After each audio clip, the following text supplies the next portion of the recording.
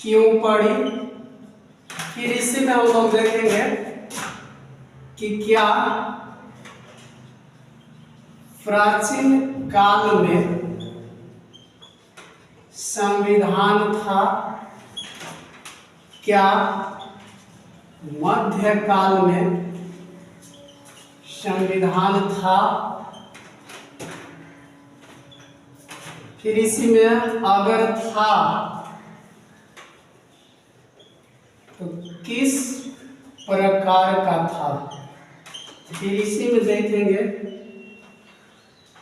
क्या आधुनिक काल में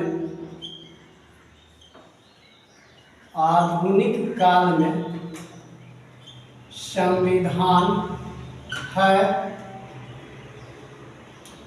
तो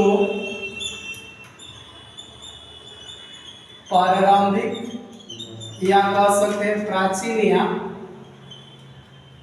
मध्य काल से अलग है कैसे। ये एकदम आप सबसे पहले अगर संविधान की चर्चा करते हैं, अगर संविधान को जानना चाहते हैं तो सबसे पहले हम इसी चीज को जानने का प्रयास करेंगे। संविधान क्या है, संविधान की आवश्यकता क्यों पड़ी। अगर ये भी प्रश्न उठाया जा सकता है कि क्या प्राचीन काल में संविधान थी, ठीक है। ये भी प्रश्न क्या मध्य काल में संविधान थी, ये भी प्रश्न अगर थी तो आज जो है आज से अलग है कैसे। इन सारे विषय को सबसे पहले अभी आप देख सकते हैं फर्स्ट ईयर में यही जो पहले ही आपको पढ़ना है पॉलिटिकल में कि संविधान क्या है, इसकी आवश्यकता क्यों पड़ी और किस प्रकार से निर्माणकर्ताओं ने हमारे संविधान का निर्माण किया। तो सबसे पहले इसमें बताया कि संविधान क्या है। तो संविधान बताने का मतलब है, इसको मिटा देते हैं, यहाँ से पहला देखते हैं कि संविधान क्या है। संविधान में सबसे पहले हमने बताया था कि संविधान जो होता है किसी भी देश की, यानी अगर कोई भी देश हो, ठीक है, या मान लीजिए राज्य हो या मान लीजिए क्या हो परिवार हो, देश हो, राज्य हो, परिवार हो, गांव हो या मान लीजिए आपकी दोस्ती हो, कोई भी चीज होता है इन सबको चलाने के लिए किसी न किसी संविधान की आवश्यकता पड़ती है। लेकिन मूल रूप से हमको देखना है, जैसे मान लीजिए अगर परिवार है तो परिवार में भी कोई ना कोई नियम होता है, कोई ना कोई क्या होता है प्रबंध होता है, यानी प्रतिबंध होता है, नियम होता है, नीति होती है। तो ये सब अगर चीज जहाँ जहाँ मिलेगा उसको क्या करेंगे संविधान होता है।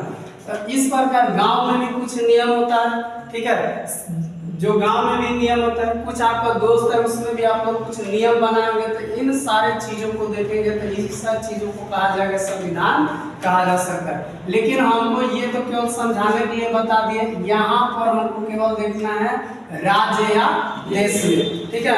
तो कहीं कहीं आपको मिलेगा राज्य भी मिल सकता है और कहीं कहीं आपको क्या मिल सकता है देश भी मिल सकता है। तो उससे मतलब नहीं केवल आप देश राज्य का भी कुछ नियम होता है, देश का भी कुछ नियम होता है। तो एक ही चीजों पर देखेंगे, यानी देश में, तो देश में शासन व्यवस्था को चलाने के लिए हमारे पास बहुत सारी नीतियां होती है। यानी जब देश हमारा आजाद नहीं हुआ था, तो आजाद नहीं हुआ था उसके पहले अगर कोई पूछेगा कि क्या संविधान थी, तो हाँ थी।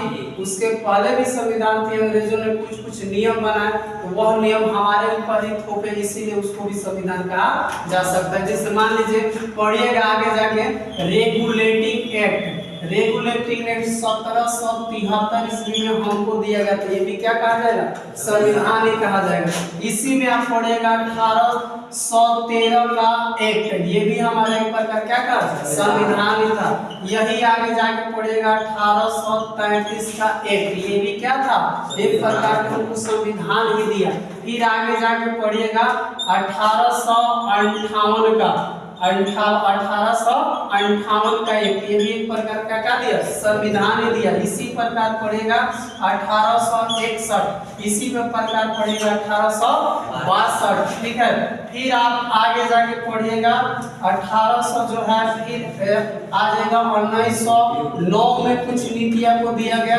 फिर इन्होंने 1900 जो है एक के बाद 1935 में फिर हमारे पास क्या लगे एक्ट लगे। और इस प्रकार से अगर कोई चर्चा करता है कि क्या ये संविधान का रूप नहीं था, तो ये भी संविधान का रूप ही था। लेकिन ये संविधान का जो रूप था ये, यानी इसमें अगर कोई पूछेगा कि सारी जो है यानी व्यवस्थाओं को उन लोगों ने दिया था, तो आंसर होगा नहीं। जैसे आज वर्तमान समय में जितनी सारी व्यवस्था है वह सारी व्यवस्थाएं उस समय नहीं दिया गया था। इसीलिए संविधान जो है यानी इस माध्यम से मिला 1870। इसीलिए भारतीय संविधान जब लिखा गया तो प्रश्न पूछेगा कि सबसे अधिक किस एक्ट से भारतीय संविधान को लिया गया, तो सबसे अधिक लिया गया 35 से 1935 अधिनियम यानी एक्ट के तहत सबसे ज्यादा अंग्रेजों के द्वारा 1935 एक्ट जो था उस एक्ट में से बातें को लिया गया और भारतीय संविधान को लिखा गया। ठीक है, ठीक है।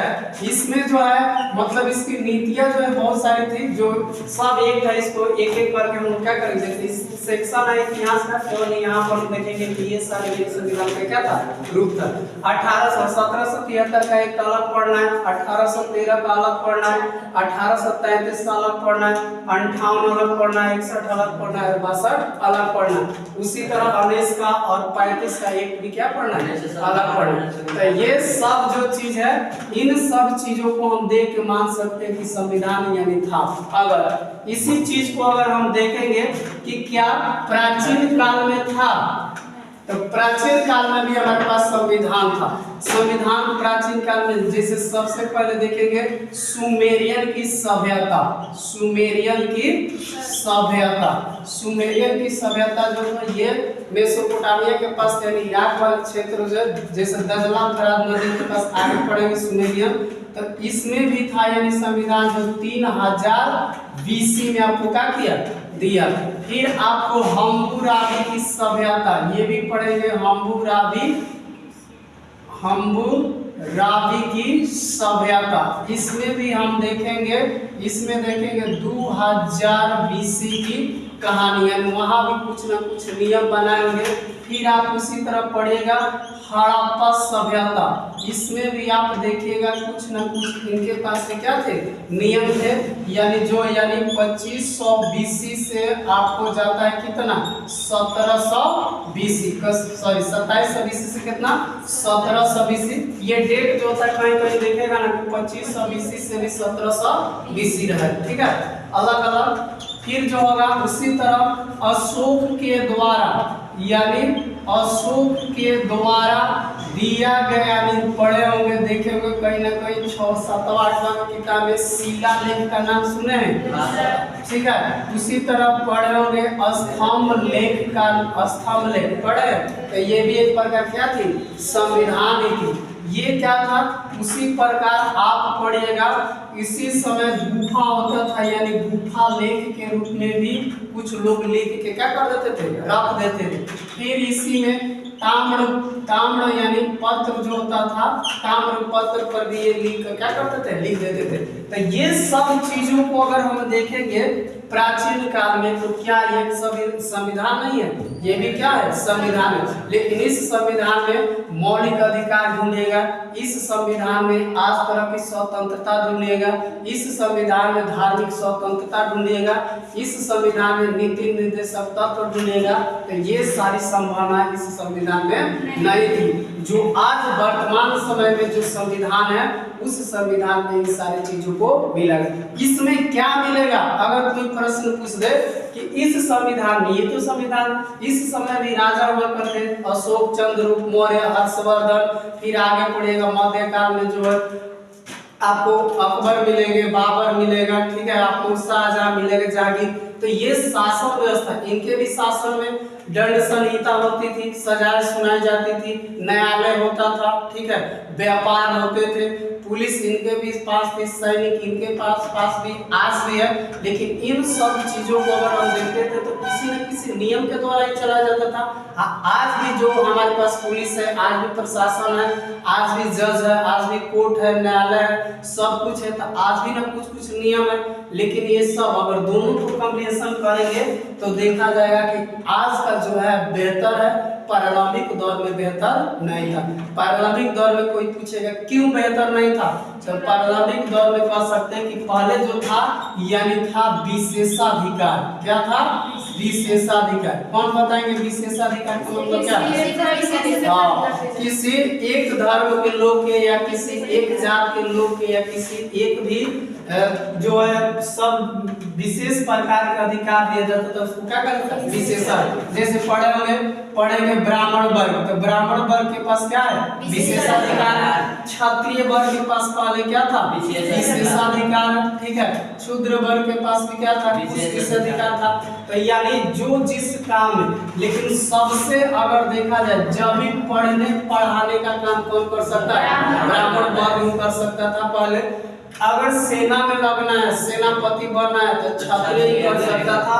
अगर मान लीजिए व्यापार करना है तो वैश्य कर सकता था। कौन कर सकता था? वैश्य। इसी प्रकार अगर आप देखेंगे कि अगर सबकी सेवा में पब सेक्टर में डाले तो कौन कर सकता था? तो इस प्रकार से इनके पास क्या थी? विशेषाधिकार थी। विशेषाधिकार के साथ क्या थे?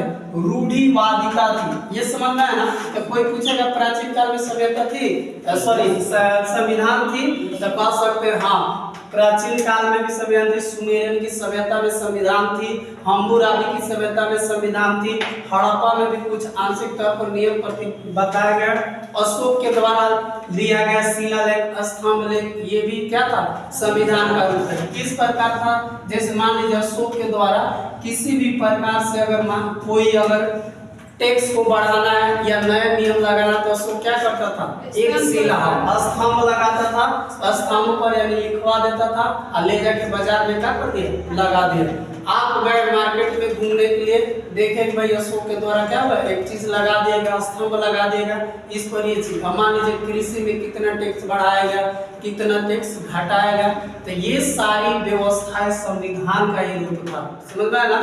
तो इसीलिए प्राचीन काल में भी था, मध्यकाल में भी था, आज वर्तमान समय में इन दोनों की अपेक्षा व्यवस्थित रूप से आधुनिक तौर तरीका जिसमें विशेषाधिकार को कोई महत्व नहीं दिया गया। ठीक है, ये नहीं आज ये नहीं है कि मंत्री का यानी आज नहीं है कि राजा का बेटा ही राजा बनेगा, मंत्री का बेटा ही मंत्री बनेगा, सेनापति का बेटा ही सेनापति बनेगा। लेकिन प्रारंभिक दौर में क्या था? योग्यता को नहीं देखा जाता था, दक्षता को नहीं देखा जाता था, कौन योग्य है, उसके पास यानी कला है, कौन इस चीज को चलाने में सक्षम, ये सारी चीजों को नहीं देखा। जिस यानी वर्ग में आपका जन्म हो गया उसी वर्ग में आप उसी के लायक रह गए। तो इस प्रकार ये वर्तमान समय में देख रहे कि इलेक्शन में कोई भी भाग ले सकता है, कोई भी जो है परीक्षा दे सकता है, कोई भी सिविल सर्विस की परीक्षा दे सकता है, कोई भी दरोगा बन सकता है, सब कुछ। ये सारे चीजों को दिया गया किस संविधान की? तो आज जो आधुनिक काल के संविधान है उसी संविधान में इन सब चीजों को जोड़ा गया। तो अगर पूछता है कि क्या प्राचीन काल में था, तो आंसर कर सकते हैं आप 2, 4, 5 का क्या दे सकते हैं? एग्जाम्पल दे सकते हैं, क्योंकि उस समय भी नियम विधान थी, मध्यकाल में भी ऐसी व्यवस्था थी और आज आधुनिक काल में भी ऐसा ही व्यवस्था है। इसको फिर देख लेते हैं किस प्रकार आधुनिक काल में। आधुनिक काल का एक दौर चला, 3 लहर चली। पहला लहर चला यानी जिसको मान सकते हैं 1900 यानी 1700 बताए तो अमेरिका स्वतंत्र कब हुआ? 4 जुलाई 1700 कितना 74 को सबसे पहले लिखित संविधान किसने दिया? अमेरिका ने दिया। अमेरिका के बाद से एक और आप क्रांति पढ़े होंगे 9th क्लास में, जो जिसको कहा सकते हैं फ्रांसीसी क्रांति और कौन? रूसी। ठीक है, 1789 में एक और क्रांति कौन हुआ? फ्रांसीसी क्रांति।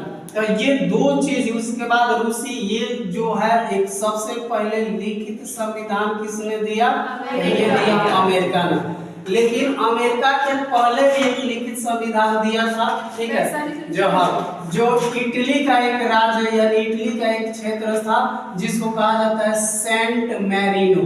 तो ये सेंट मैरिनो का नाम जो होता है उतना कहीं नहीं देता है, क्योंकि छोटा गढ़ा जैसा इस पर लोगों ने ध्यान नहीं दिया। ये व्यवस्थित कौन कर दिया? अमेरिका। तो इसलिए आप केवल याद रख सकते हैं कि सबसे पहले लिखित संविधान किसने दिया? अमेरिका ने दिया। तो ये फर्स्ट लहर था अमेरिका और किसका? फ्रांस का, ठीक है। उसके बाद रूस, इसके बाद से जब आया दूसरी लहर, इसके बाद से फिर आप पढ़ेंगे कि आगे जाकर फिर जो है साम्राज्यवादी नीति हर एक क्षेत्र में लड़ाई होने लगा। यूरोप जो है अनेक क्षेत्रों में इटली एकीकरण, जर्मनी एकीकरण, हर एक जगह कुछ न कुछ विवाद चलते जाए, तो कोई भी संविधान पर ध्यान नहीं दिया। फिर आगे बढ़िएगा, आगे जब बढ़िएगा तो एक और दुनिया में जो है तालका मचा दिए। कौन? 1914 से लेकर 1918। ये कौन युद्ध है? यानी प्रथम विश्व युद्ध जो है ये चल गया 1914 से 18। फिर इसमें पूरा यूरोप जो है पूरा तबाह, एशिया के देश जिस पर अमेरिका इंग्लैंड का क्या था? कब्जा था। ये भी कुछ सोचने, लेकिन संघर्ष चलता रहा।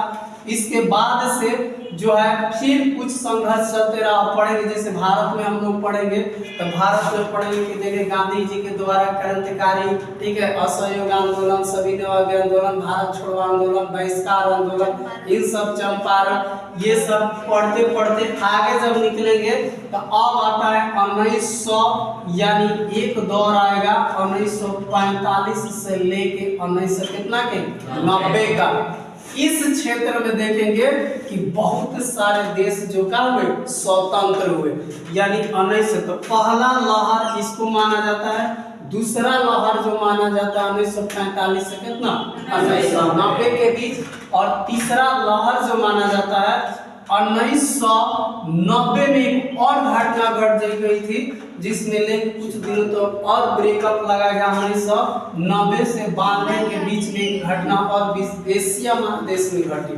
अब बताइए तो 90 और 92 के बीच में एशिया महादेश में और घटना घटी नहीं? आर्थिक मंदी तो 1929 में था। आर्थिक मंदी तो 29 में था। वैश्वीकरण एक था, लेकिन एक घटना था। ये तो नीतिगत व्यवस्थाएं थी। 1992 में बहुत इम्पोर्टेंट है, नहीं पता? पता है, ठीक है। इसको सोवियत संघ का क्या हो गया? विघटन। सोवियत संघ का क्या हो गया? विघटन हो गया। विघटन जब सोवियत संघ 1992 ईस्वी में होना, तो उस समय में विश्व में क्या फिर तहलका मच गया, क्योंकि अमेरिका चाहता था कि हम मजबूत रहे, ये चाहता था क्या, इसीलिए सोवियत संघ को टूर करके कितने देशों में बदल गया? लगभग 15 देशों में बदल दिया गया। आप वही देखिएगा, उज्बेकिस्तान, किर्गिस्तान, अजरबैजान, ये सब जो देश है ये सब किसके भाग थे? रूस का भाग थे। रूस को भाग हो गया, फिर यहाँ से ब्रेक लग गया, और उसके बाद से फिर जो है संविधान फिर आगे बढ़ने का विश्व में बहुत सारे देशों ने काम किया। तो 3 लहर में हम देखेंगे कि 1945 से लेके 1990 के बीच में लगभग कौन कौन देश स्वतंत्र हुए। हमारी केवल दस है, ये नहीं कि 1945 में पढ़े थे, 90 के बीच में खाली हमको दिखाई दे रहा है कि लॉ सर इसमें कौन है, तो खाली तो भारत लौट रहा है कि 1947 में आजाद था। हाँ, आजाद हो गया। लेकिन इसमें बहुत सारे देश है। एशिया महादेश में सबसे पहले स्वतंत्र होने वाला अगर देश का नाम दिया जाए और संविधान देने वाला देश का नाम दिया जाए तो वह होगा इंडोनेशिया, ठीक है। 1945 में कौन आ गया? इंडोनेशिया, ठीक है।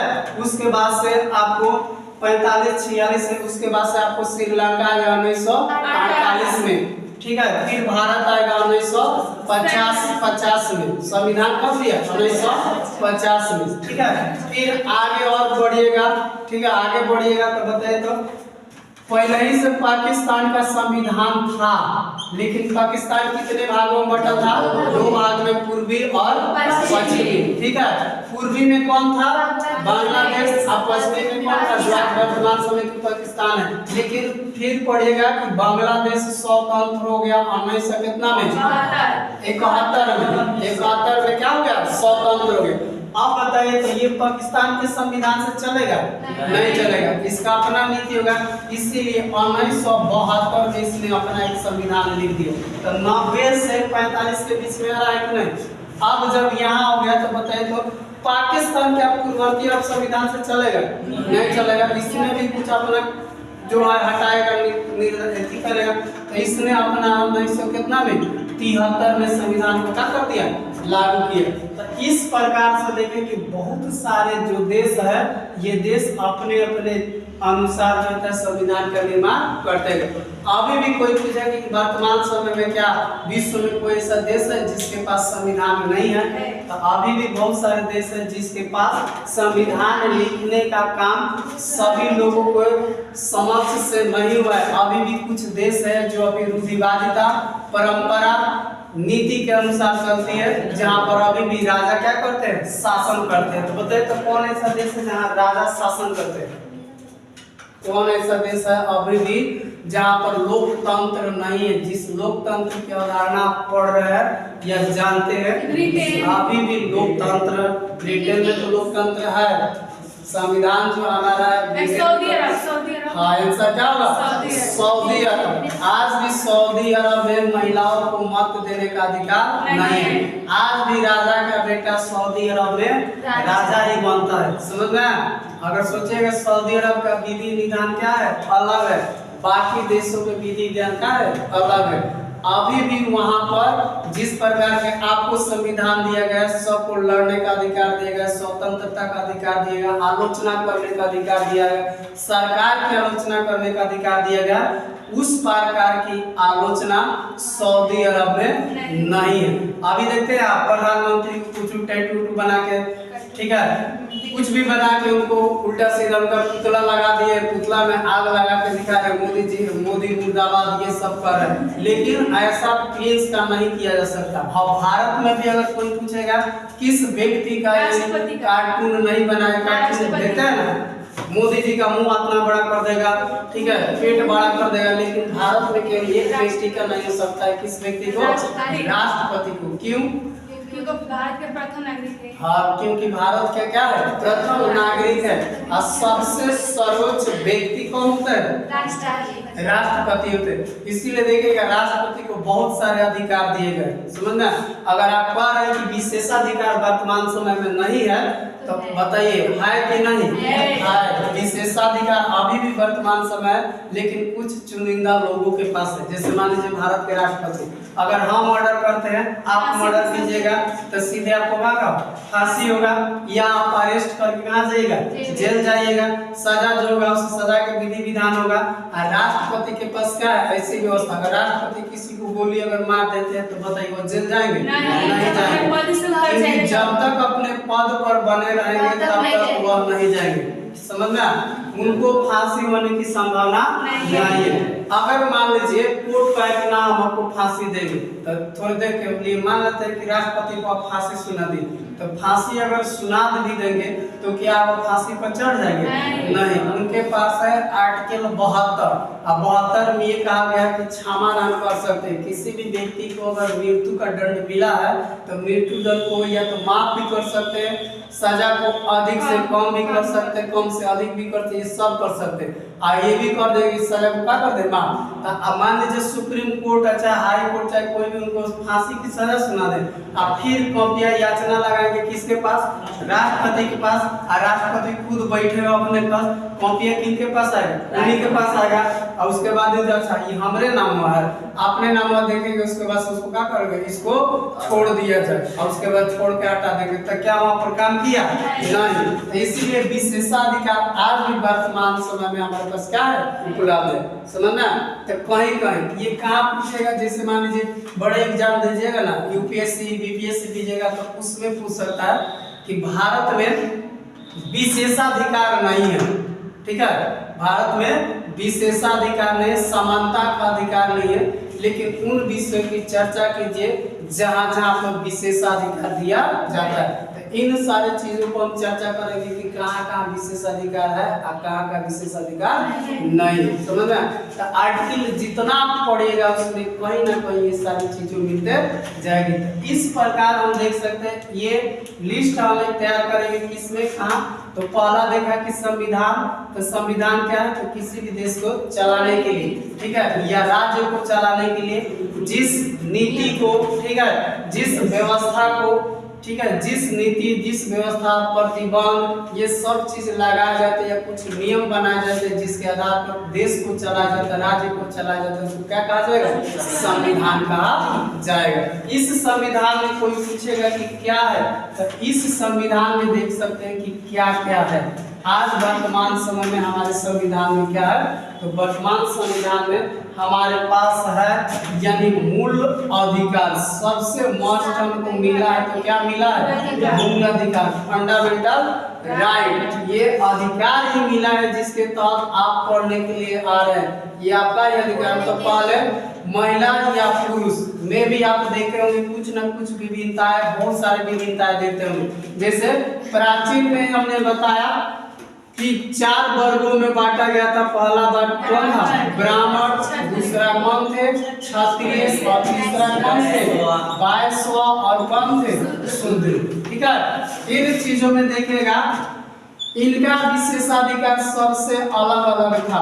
ये व्यक्ति पढ़ता है कि पढ़ सकता है और क्या सकता है, पढ़ा सकता है।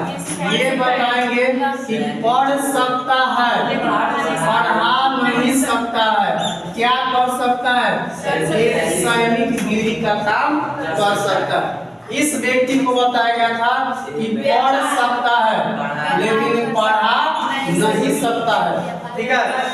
इसको तो कह देंगे कि ना पढ़ सकता है ना पढ़ा सकता है, इसका कोई गिनती ही नहीं रखा गया। किसमें जुड़ा रहेगा, सेवा में। किसी व्यक्ति को खेत में काम करवाना, इसको टाइम लेके जाइए, जबरदस्ती का कीजिए काम करे, तो ये केवल सेक्टर में।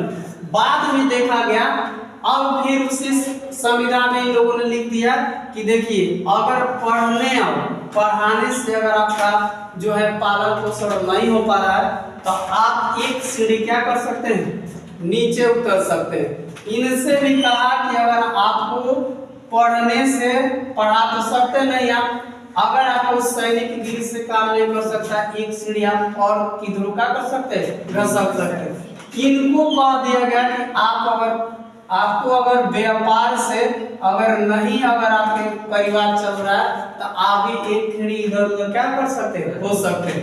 अब देखो ब्राह्मण वर्ग, मान लीजिए पढ़ने से और पढ़ाने से अगर इसका जीवन यापन नहीं चल रहा है तो ये इधर घसक सकता है। तो ब्राह्मण वर्ग वाला काम, ब्राह्मण वर्ग किस काम को कर सकते हैं, क्षत्रिय वर्ग यानी सैनिक बन सकते हैं ना, बन सकते हैं। क्योंकि लिख दिया, लिखने के काम कौन करें, ब्राह्मण वर्ग।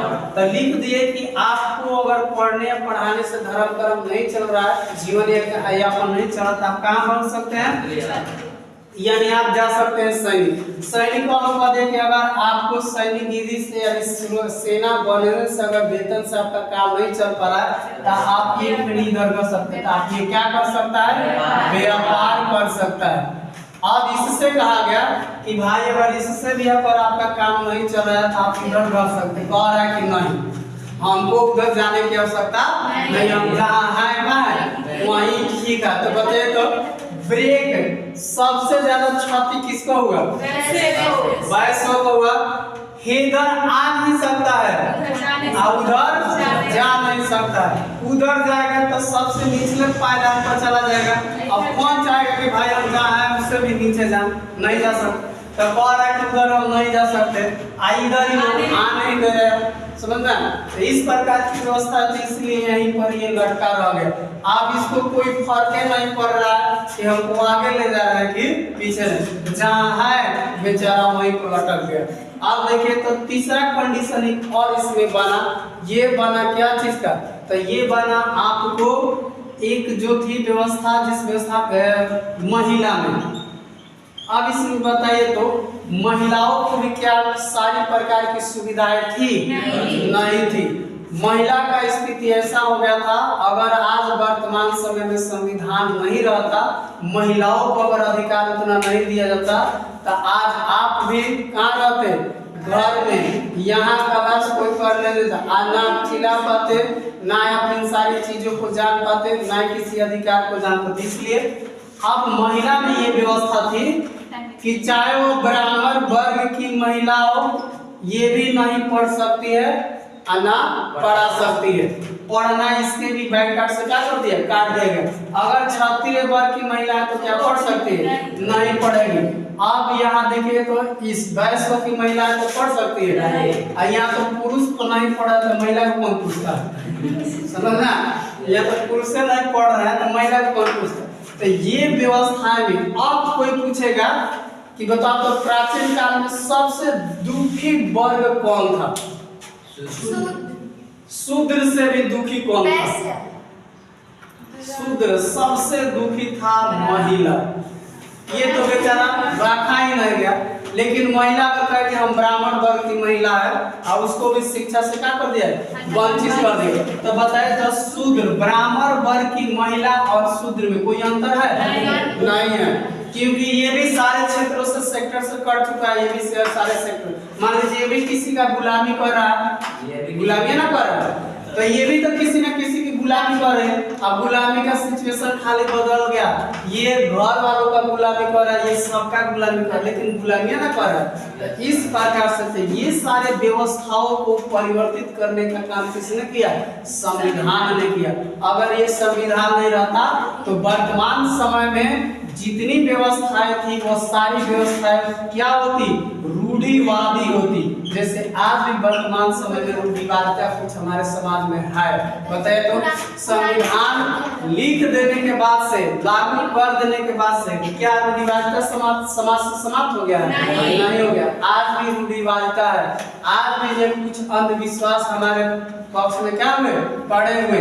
ये सब चीज जल्दी समाप्त होने वाला नहीं। जैसे रूढ़िवादिता क्या कहा है, जो पहले से परंपरा हमारे क्या हो गया, चलते आ रहा है। इसके बारे में कितना भी अच्छा तर्क दीजिएगा, कितना भी समझाएगा, लेकिन उसको क्या करेंगे, मानेंगे। जैसे अंधविश्वास को ले लीजिए, जैसे कहते हैं ना कि गांव में डाइन है, भूत है, पिशाच है, फलाना है।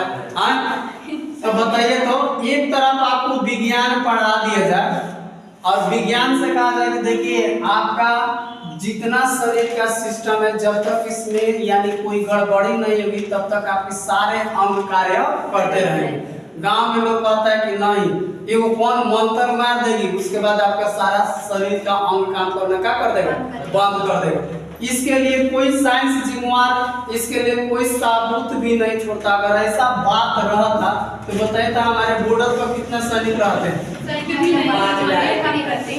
अभी कम से कम 2-3 लाख 4 लाख रहते हैं, लेकिन नहीं, इतना समाज में पुलिस है। फिर देश को सुरक्षा के लिए इतने सारे बॉर्डर पर लाइन से लगाए, जिसको गोली मार कर जो दुश्मन मार देते हैं। तो सब यानी जितना पाकिस्तान वाला क्षेत्र है, चाइना वाला क्षेत्र है, सब पर ले जाके इन्हीं लोग को नहीं लगा देते। सुने कि ताक देने से आदमी पलटी मार देते। तो यही लोग रहते, नरेंद्र मोदी आराम से वो अपने साथ में किसी महिला को लेकर जाते कहाँ, अमेरिका में, चाहे लेके जाते चीन में, और उसके बाद कहते कि ते खाली ताक दे सी जिनपिंग पर, सी जिनपिंग पर ताक देते, सी जिनपिंग वहीं पर छितरा जाता, मेडिकल साइंस चिल्लाते रहता। नरेंद्र मोदी पारों को नहीं लगता कि ना मान भाई ताके महिला है तो खाली ताक। स्मृति ईरानी को ऐसे ही सिखा नहीं देते, जाति उनके साथ ताक ताक के सबको भारत सब पर राज करता।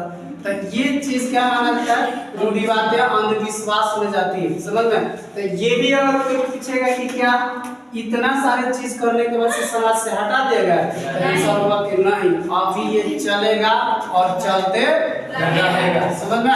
तो ये सारी चीज आज भी है, संविधान में भी इन सारी चीजों को लोग संविधान के द्वारा नहीं माना जाता, लेकिन मानने वाला है। बहुत सारे रूढ़िवादिता, जैसे आप देखते होंगे गांव देहात में कि बहुत सारे ऐसी चीजों को आपको बार बार देखने को मिलता है। तो इन सारे चीजों से हमको दूर किया गया और दिया गया तो पहला यानी मूल अधिकार, दूसरा दिया गया हमको क्या, कर्तव्य दिया गया यानी ड्यूटी दिया गया। मूल अधिकार और कर्तव्य दोनों दिया गया।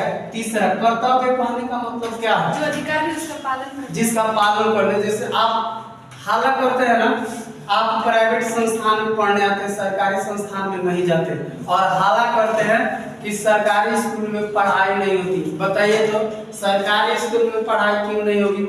हाला करने के लिए गांव भर के लोग कहेंगे सरकारी स्कूल में पढ़ाई नहीं हो रहा, पढ़ा नहीं रहा, सो रहा है, बैठ रहा है, उठ रहा है, आराम से स्कूल बंद करके क्या कर दे रहा है। लेकिन आपके गांव जो बार बार इस बात को कहता है, क्या वो कभी इस बात को स्कूल में पूछने के लिए गया है? नहीं। क्या उसका अधिकार नहीं है ना? गांव के प्रत्येक लोग का अधिकार है कि वो जाके पूछ सकता है कि मास्टर साहब लड़का जो बाहरी घूम रहा है क्यों घूम रहा है? टीचर नहीं आए क्या? कि इस समय इसका घंटी नहीं कि आप पढ़ने की छुट्टी कर दिए। इस चीज को कोई नहीं बोलेगा। क्यों नहीं बोलेगा? क्योंकि वो जानता नहीं, डर जाएगा कि मास्टर साहब कुछ डांट के नहीं बोल दे, जबकि अधिकार सबको दिया गया। तो आपका भी कर्तव्य बनता है कि अगर नहीं पढ़ा रहा है मास्टर, आप भी जाइए गांव में 20 लोग बन जाए और जाने के बाद से ताला नहीं कर जाए, सब मास्टर के क्या करे? बाहर ही निकाल दे और ताला मार के चुपचाप चले। कहाँ? गांव में जिसमें मुखिया सरपंच सब लोग जाए, ताला मार के चुपचाप चले अपने घर में। अपने भी यहाँ पे जाएंगे हेडमास्टर साहब ताला खुलवाने के लिए, तो चाहे आके कंप्लेन करेंगे, कहाँ? थाना में करेंगे, चाहे बीओ शिक्षा पदाधिकारी के पास करेंगे, भाई इस गांव के लोगों ने स्कूल में क्या मार दिया? ताला मार दिया। अब ऐसा थोड़े कि पूरा प्रशासन जाएगा गांव भर के लोगों को पकड़ के ले जाके जेल में डाल देगा। जाएगा तो पूछेगा भाई ताला क्यों मारे हैं? ये तो स्कूल आपके लिए खोला गया है, आपके बच्चों के लिए खोला गया, उनको पढ़ाने के लिए खोला, आप लोग ताला मार दिए, क्यों मारे?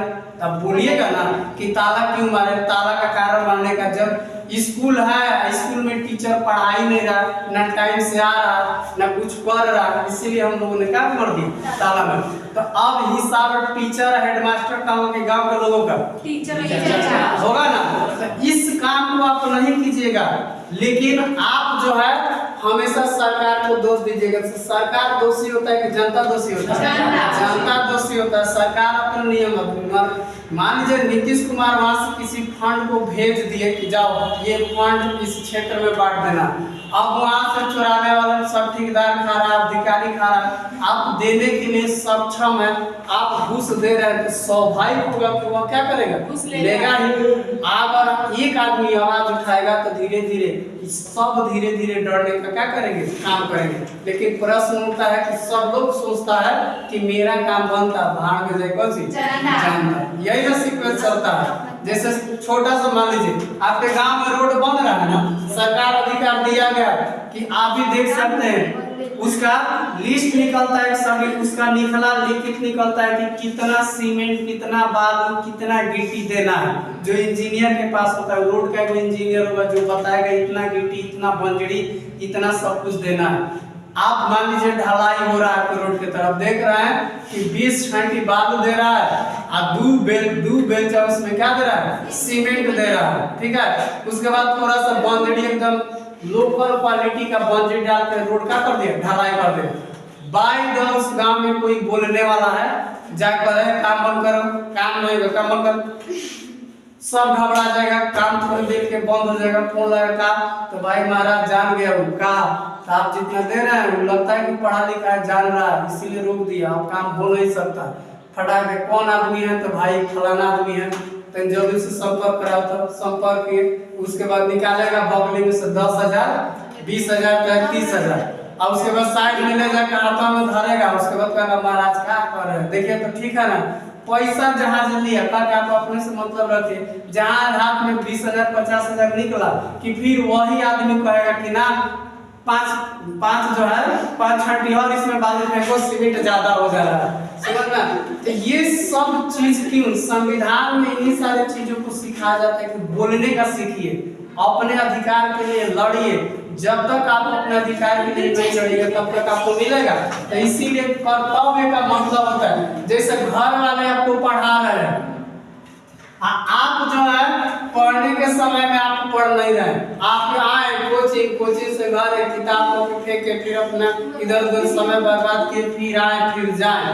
तो बताइए तो घर वाला अपना कर्तव्य निभा रहा है कि नहीं? निभा रहा है। घर वाला से मतलब क्या है? आपको टाइम से आपको फी दिया जा रहा है, टाइम से आपको कपड़ा दिया जा रहा है, टाइम से आपको जो है भेजा जा रहा है, और आप जो है आके पढ़ नहीं रहे, इसका मतलब क्या आप अपना कर्तव्य कर रहे हैं? नहीं कर रहे। यही जब आगे चल के कुछ नहीं होगा तो किस्मत को दोष दीजिएगा कि किस्मत में नहीं था। किस्मत में नहीं था कि पहले आप किस्मत बिगाड़े थे, समझ में? तो इसीलिए मौलिक अधिकार प्लस कर्तव्य भी हमारे पास होना चाहिए। इसी में दिया गया सुप्रीम कोर्ट, ठीक है, या डायरेक्ट कह सकते हैं कोर्ट, सर्वोच्च न्यायालय। इसी में दिया गया न्यायपालिका, क्या दिया? जिसी को कहा जाता है न्यायपालिका। इसी में दिया गया विधायिका, ठीक है, ये दिया गया विधायिका। इसी में दिया गया इलेक्शन कमीशन यानी चुनाव आयोग, जिसको हिंदी में क्या कहा जाता है? चुनाव आयोग। सबको अधिकार दिया गया कि आप भी इलेक्शन में क्या कर सकते हैं? भाग ले सकते हैं। आप भी जो है पीएम बन सकते हैं, आप भी सीएम बन सकते हैं, अगर आप उस योग्यता को पास कर रहे हैं तो, समझ में ना? लेकिन हमारे यहाँ ऐसा सोचने वाले लोगों की संख्या क्या है? बहुत कम। जैसे आज के अगर जनरेशन को कहा जाए, कोई आपको नहीं मिलेगा जो कह रहा है कि पहले हम बीए करेंगे, चाहे एमएससी करेंगे, चाहे इंजीनियर बनेंगे, इंजीनियर बनने के बाद से इलेक्शन लड़ेंगे। ऐसा कोई सोचता है? नहीं। कोई सोचा है कि हम मंत्री बनेंगे, हम पढ़ रहे हैं मंत्री बनने के लिए, हम पढ़ रहे हैं पीएम बनने के लिए, हम पढ़ रहे हैं संसद बनने के लिए, हम पढ़ रहे हैं मुखिया बनने के लिए। कोई सोचता है? नहीं सोचता। सोचता है कि सबसे बेकार चीज क्या है? राजनीति। तो बेकार चीज बेकार बना देगा इसीलिए, जबकि सबसे ज्यादा पावर किसके पास होता है? संसद के पास ना होता है। कोई भी चीज घूम घाम के कहाँ जाएगा? संसद। आप पढ़ लिख के ज्यादा से ज्यादा क्या बनेगा? डीएम। और वह पढ़ा लिखा भी आप रात भर दिन आपका कम से कम 22, 23, 24, 25 साल मेहनत की है, तब जाके वो पद मिला डीएम। वो कितना 5 साल और 2 साल मेहनत कर दिया गांव के यानी एक क्षेत्र के जो संसदीय क्षेत्र के लोगों ने वोट दे दिया, तो वह बन गया संसद। अब वह जिस प्रकार से चाहेगा वह आपसे, अब जो है डीएम साहब किसके अधीनता में होंगे? कुछ कार्य के लिए संसद का अधीनता में होंगे। जब चाहेगा डीएम साहब, जब चाहेगा संसद जाएगा, और डीएम साहब चाहे बतिया बोल के क्या होगा? चलाएगा। क्योंकि ये संसद को कौन चुन के भेजा है? जनता, ठीक है। तो ये जनता का, और इनको तो सरकार, यही ना सरकार जो संसद जाकर पीएम से जो बना तो नियुक्त किया किसको? डीएम को। इस बात को भी समझना चाहिए कि हमें जितना अधिकार मिला ये सब मिला किसके द्वारा? इलेक्शन या संविधान के द्वारा। संविधान के द्वारा इन सारी चीजों को, बोलने का अधिकार, स्वतंत्रता का अधिकार, कहीं बसने का अधिकार, बहस करने का अधिकार। ये मान लीजिए एक राज्य से दूसरे राज्य में जाते हैं, जैसे बिहार के लोग काम करने के लिए कहाँ चला जाता है? महाराष्ट्र में जाता है। अगर मराठी लोग कहे कि तुम लोग बिहारी यहाँ पर क्यों आए हो, तो ये किस यानी संविधान के द्वारा दिए गए, हम किसी भी राज्य में अपनी जीविका चलाने के लिए कार्य कर सकते हैं। तो इसलिए यहाँ जाएंगे तो ये नहीं बोलता है, और ये भी बिहार में आएगा तो ये लोग हम लोग नहीं बोलेंगे। इस कंडीशन ये भी अधिकार किसके द्वारा है?